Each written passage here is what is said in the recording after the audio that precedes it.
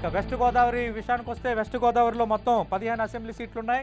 అభ్యర్థుల విషయానికి వస్తే పాలకొల్లులో గుండం నాగబాబు, మేకా శేషబాబు వీళ్ళిద్దరి మధ్య కొంత టస్సులు నడుస్తుంది. మేకా శేషబాబు గతంలో ఎమ్మెల్సీ కూడా పనిచేశారు. వీళ్ళిద్దరిలో ఒకరు అభ్యర్థిత్వం ఖరారయ్యే అవకాశం ఉంది వైసీపీ తరఫున. మిగతా నియోజకవర్గాల సంగతి చూద్దాం. చింతలపూడి నుంచి వీఆర్ ఎలీసా అభ్యర్థిగా రంగంలో ఉండబోతున్నారు. పశ్చిమ గోదావరి జిల్లాకు సంబంధించి వైఎస్ఆర్ కాంగ్రెస్ పార్టీ అభ్యర్థుల జాబితా ప్రస్తుతం 10 టీవీ స్క్రీన్పై మీరు ఎక్స్క్లూజివ్గా చూస్తున్నారు. పోలవరం నుంచి తెల్లం బాలరాజు రంగంలో ఉండబోతున్నారు. గతంలో ఎమ్మెల్యేగా పనిచేశారు.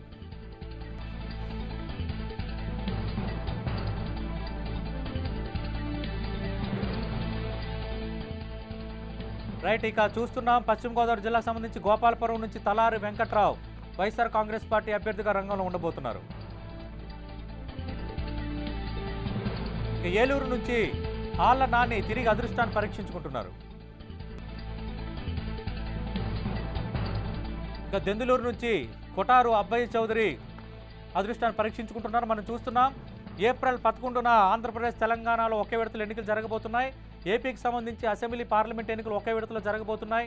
నోటిఫికేషన్ సంబంధించి ఈరోజు ఎన్నికల కమిషన్ పూర్తి స్థాయిలో ఒక షెడ్యూల్ విడుదల చేసింది. ఈ నేపథ్యంలో ఆంధ్రప్రదేశ్లో అటు వైఎస్ఆర్ కాంగ్రెస్ పార్టీకి తెలుగుదేశం పార్టీకి రెండు పార్టీకి లైఫ్ అండ్ డెత్ క్వశ్చన్గా హోరాహోరీగా రాజకీయం జరుగుతున్న ఈ పరిస్థితుల్లో మనం చూసాం 10 టీవీ ఎక్స్క్లూజివ్గా నోటిఫికేషన్ షెడ్యూల్కి సంబంధించిన వివరాలు వచ్చిన వెంటనే తెలుగుదేశం పార్టీ అభ్యర్థుల జాబితాను ప్రజెంట్ చేసింది.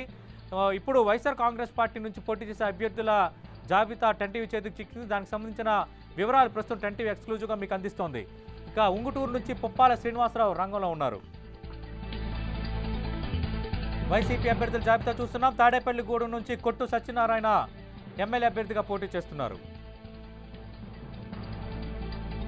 తణుకు నుంచి మాజీ ఎమ్మెల్యే కారుమూరి వెంకట నాగేశ్వరరావు ఈసారి అదృష్టాన్ని పరీక్షించుకుంటున్నారు.